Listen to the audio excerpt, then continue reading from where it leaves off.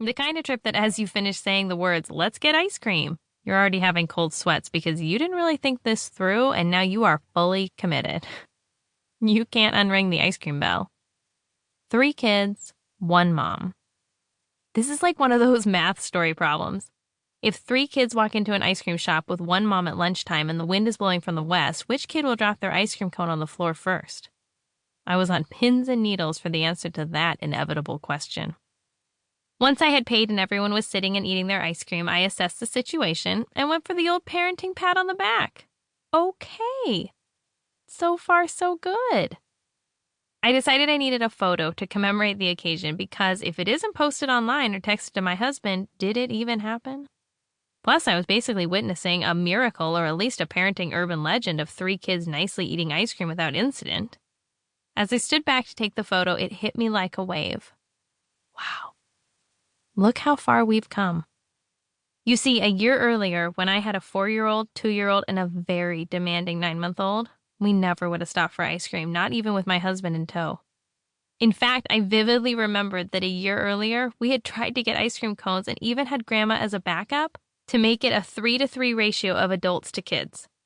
Even then, it was a complete bust, a total meltdown, and it was the reason we hadn't gotten ice cream cones in a whole year. Yeah, it was that bad of a trip. And yet here we were a year later with a 3-to-1 ratio of kids to parents, and we were fine. We were doing just fine. Look how far we've come.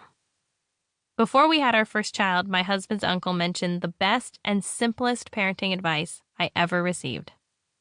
Just remember it's all a phase.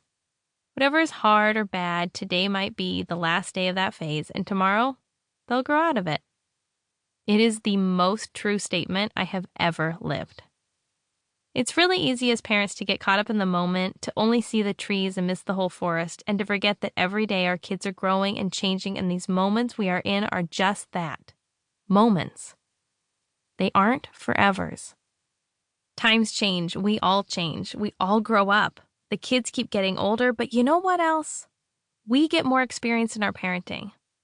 My kids had changed so much in that year between ice cream cones, but just as importantly, I was a year wiser at parenting.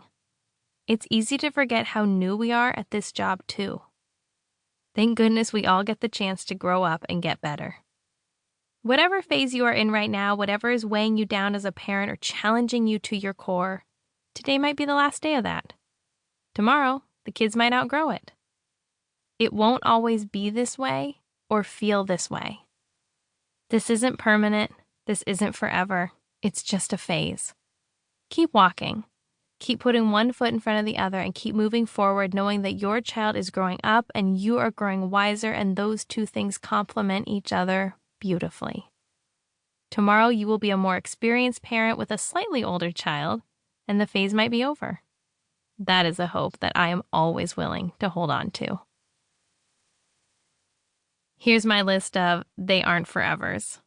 The struggle of dropping a nap every single time. All the teething.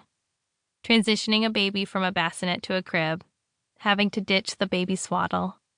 My newborn son's scream fests from 5 to 7 every night. The I hate having my hair washed era. The toothbrush standoff era. The 4-month stretch where my oldest only slept with the lights on. The we can't go to a restaurant without a meltdown phase. I don't know how to sleep through long stretches yet phase. Is there a reason why I can't start my day at 5 a.m. with you phase? The screaming baby car ride phase. And the early days after potty training when they might go at any moment. The takeaway message. Don't plan your life around the hard stuff or sit in agony over the things that aren't going well right now. Parenting is fluid and it's all just a phase. The ship will right itself eventually. Chapter 2. No one else is watching. I promise you no one else is watching. No one else heard your baby screaming in the store today. No one else worried about your toddler's meltdown in the checkout line. No one watched you struggle with the car seat. No one else cared about the lunchtime standoff. No one noticed you wore the same shirt yesterday. No one saw that your hair wasn't